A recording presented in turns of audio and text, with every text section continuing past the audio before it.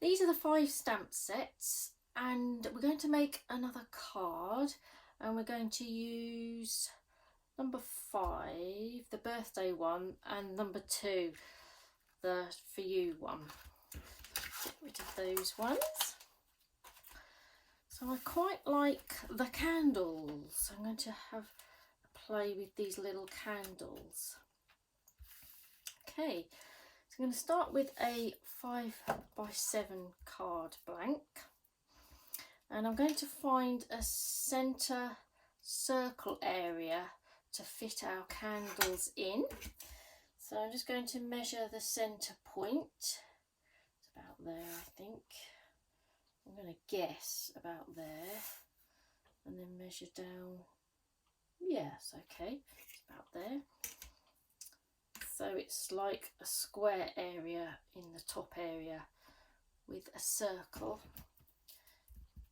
in the middle. Just going to slightly rub out the pencil marks. I have a circular thing I do keep a few lids because I quite like to just quickly draw around circles. So this one's a good size. So just lightly draw around that.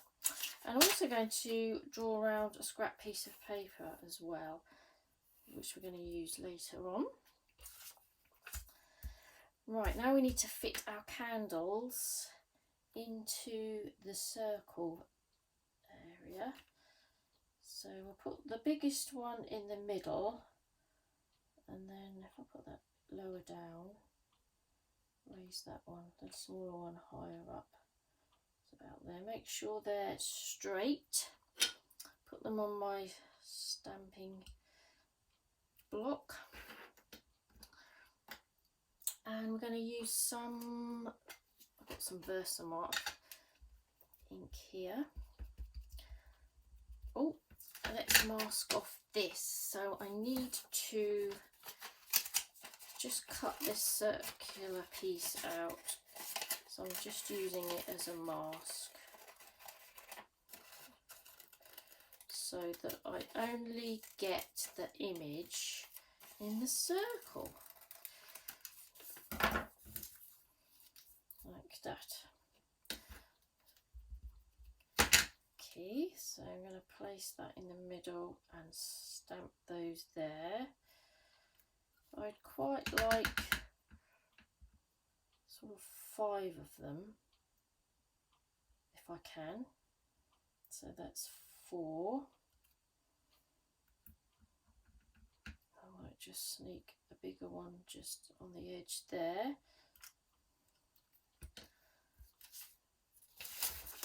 And I'm going to use some gold this time, some gold embossing powder.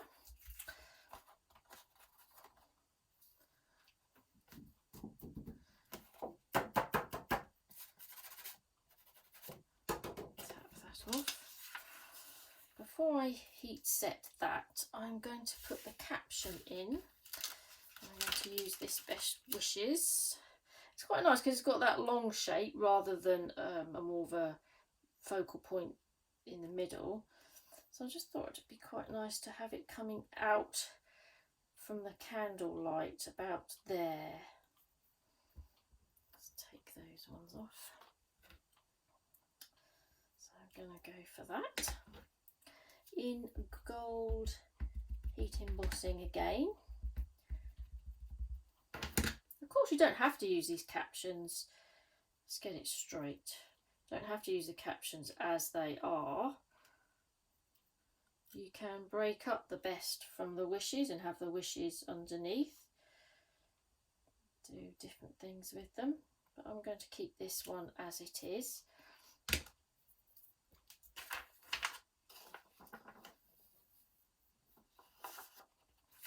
Get some powder on there.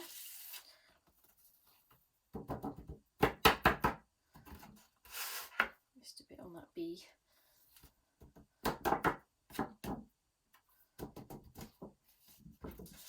Okay, and let's heat set that. Excuse the noise.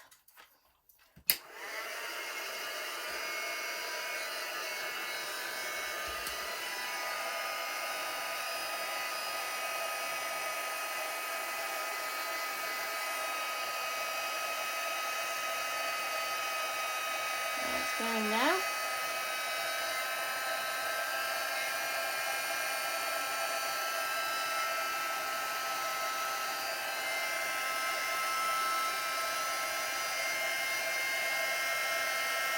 Make sure it's all done.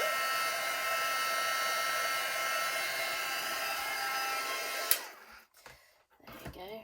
Hope that wasn't too noisy for you. That has warped the card slightly, so you can just put it under some books just to keep it, to make it flat again.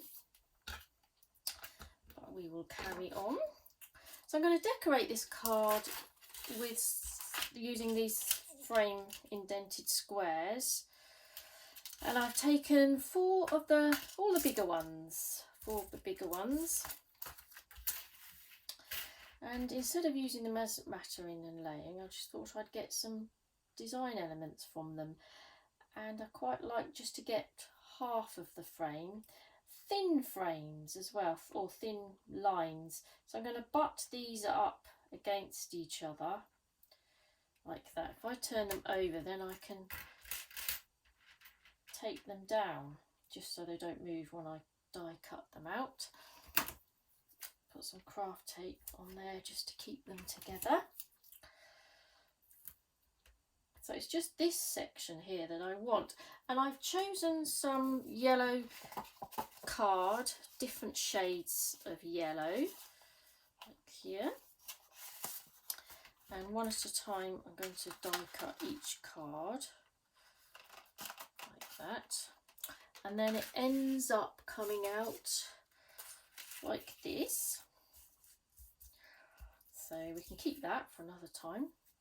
And then with the frames, I just want these thinner areas, so I can cut these, just trim these off. Trim them to keep them as long as you can, because that will help. So take this thicker frame off and we'll keep the thinner ones. So you end up with, I'm going to use all four as well, and then you can do some different colours. Let's take these two away.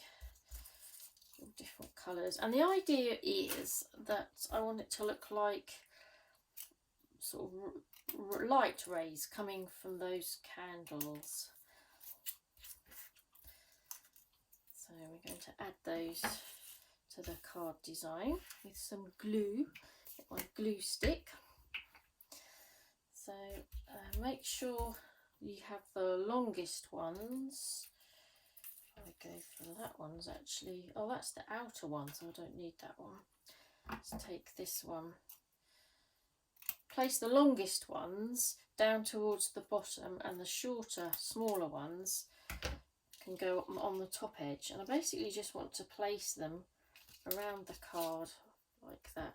So you end up with a few, if you die cut several different colour yellows. And make sure they all protrude from the outside of the card.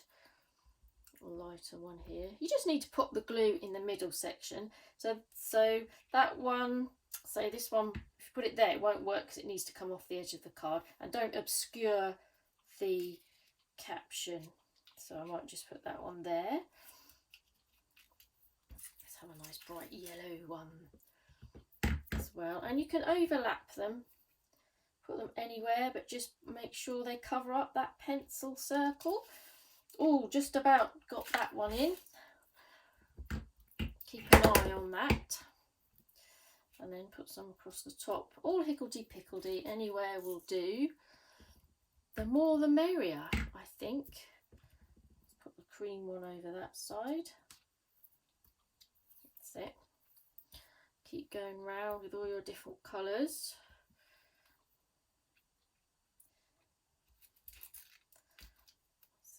Did I put that yellow one on? Maybe I didn't. Maybe I didn't put glue on it. That's it. That's better. And you end up with like a circle frame in the middle because of the notched corners. You get the idea. And then once you've done that, fold the card and then you can trim all the tails off to exactly the edge of the card, like so, and you get them to fit the card. And it's nice that they're not glued at the edges, so they're all loose. And then here's the one that I did earlier, you can see. So it just creates a different effect and perhaps an interesting way to use the nesting dies. Hope you like it. Thank you for watching.